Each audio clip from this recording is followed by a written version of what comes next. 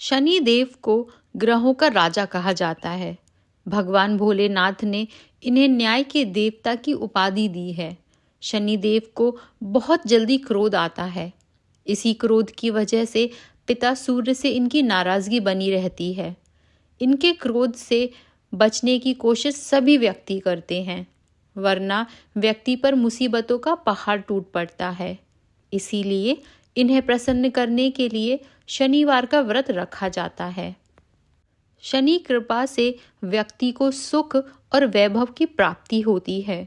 जो लोग शनिवार का व्रत करते हैं उनको पूजा के समय शनिवार कथा का श्रवण अवश्य करना चाहिए।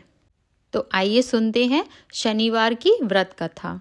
एक बार सभी 9 ग्रह सूर्य, चंद्र, मंगल, बुध, बृहस्पति, शुक्र, शनि, राहु और केतु में बहस हो गई, कौन सबसे बड़ा है।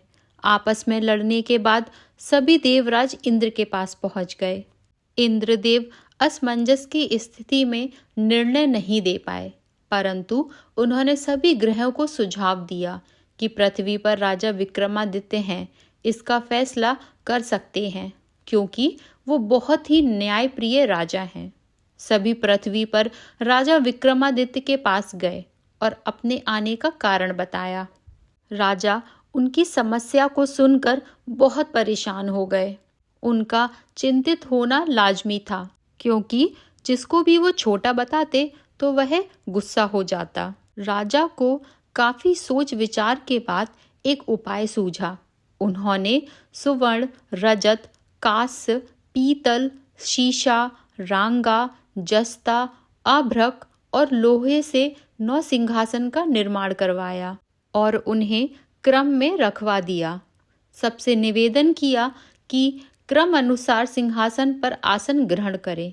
शर्त रखी गई कि जो सबसे अंतिम में सिंहासन पर आसन ग्रहण करेगा वही सबसे छोटा माना जाएगा, जिसकी वजह से शनिदेव सबसे बाद में अपने आसन को प्राप्त कर सके और सबसे छोटे कहलाए। क्रोध के आवेश में आकर शनिदेव ने सोचा कि राजा ने यह जानबूझकर किया है।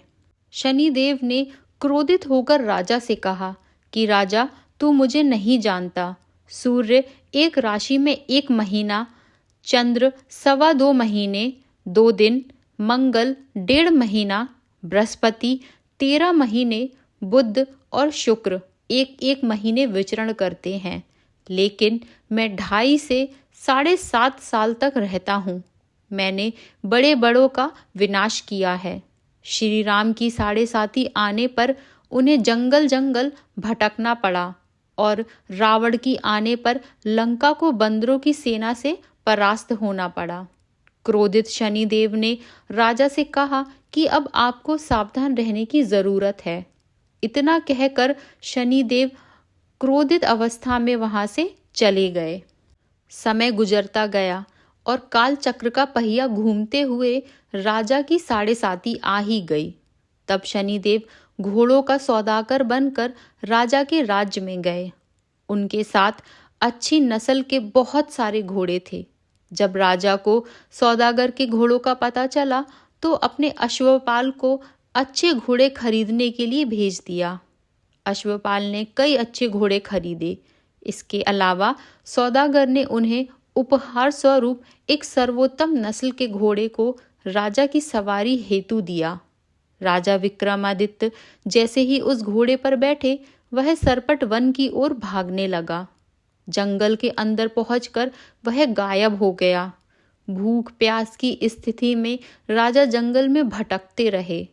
अचानक उन्हें एक ग्वाला दिखाई दिया, जिसने राजा को पानी पिलाकर उनकी प्यास बुझाई।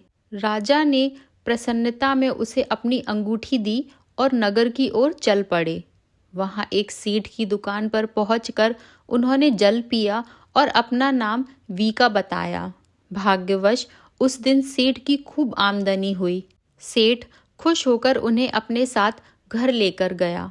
सेठ के घर में खूंटी पर एक हार टंगा था, जिसको खूंटी निगल रही थी। कुछ ही देर में हार पूरी तरह से गायब हो गया। सेठ वापस आया तो हार गायब था। उसे लगा कि वीका ने ही उसे चुराया है। सेठ ने वीका को कोतवाल से पकड़वा दिया और दंड स्वरूप राजा उसे चोर समझकर हाथ पैर कटवा देते हैं। अपंग अवस्था में उसे नगर के बाहर फेंक दिया गया। तभी वहां से एक तेली निकल रहा था, जिसको वीका पर दया आ गई। उसने वीका को अपनी गाड़ी में बैठा लिया। वीका अपनी जीप से बैलों को हाँकने लगा। कुछ समय पश्चात राजा की शनि दशा समाप्त हो गई। वर्षा काल आने पर वीका मल्हार गाने लगा। एक नगर की राजकुमारी मनभावनी ने मल्हार सुनकर मन ही मन प्रण कर लिया कि जो भी इस राग को गा रहा है वो उसी से विवाह करेगी। उन्होंने दासियों को खोजने के लिए भेजा, परंतु वापस आकर उन्हें सभी ने बताया कि वह एक अपंग आदमी है। राजकुमारी यह जानकर भी नहीं मानी और अगले दिन ही वह अनशन पर बैठ गई। जब लाख समझाने पर राजकुमारी नहीं मानी, तब राजा ने उस तेली को बुलावा भेजा और वीका से विवाह की तैयारी करने के लिए कहा। वीका से राजकुमारी का विवाह हो गया। एक दिन वीका के स्वप्न में शनिदेव ने आकर कहा कि देखा राजन, तुमने मुझे छोटा बताकर कितना दुख झेला है। राजा ने क्षमा मांगते हुए हाथ जोड़कर कहा कि हे शनिदेव, जैसा दुख मुझे दिया किसी और को ऐसा दुख मत देना। शनिदेव इस विनती को मान गए और कहा कि मेरे व्रत और कथा से तुम्हारे सारे कष्ट दूर हो जाएंगे। जो भी नित्य मेरा ध्यान करेगा और चींटियों को आटा डालेगा, उसकी सारी मनोकामनाएं पूर्ण होंगी। शनिदेव ने राजा को हाथ पैर भी वापस दिए। दूसरे दिन जब राजकुमारी की आंख खुली तो वह आश्चर्यचकित हो गई। वीका ने मनभावनी को बताया कि वह उज्जैन का राजा विक्रमादित्य है। मनभावनी खुशी से फूले नहीं समा रही थी। राजा और नगरवासी सभी अत्यंत प्रसन्न हुए। सेठ ने जब यह सुना तो वह पैरों पर गिरकर क्षमा मांगने लगा। राजा ने कहा कि यह सब शनिदेव के कोप का प्रभाव था और इसमें किसी का कोई दोष नहीं है। सेठ ने निवेदन करते हुए कहा कि मुझे शांति तभी मिलेगी जब आप मेरे घर चलकर भोजन करेंगे। सेठ ने कई प्रकार के व्यंजनों से राजा का सत्कार किया।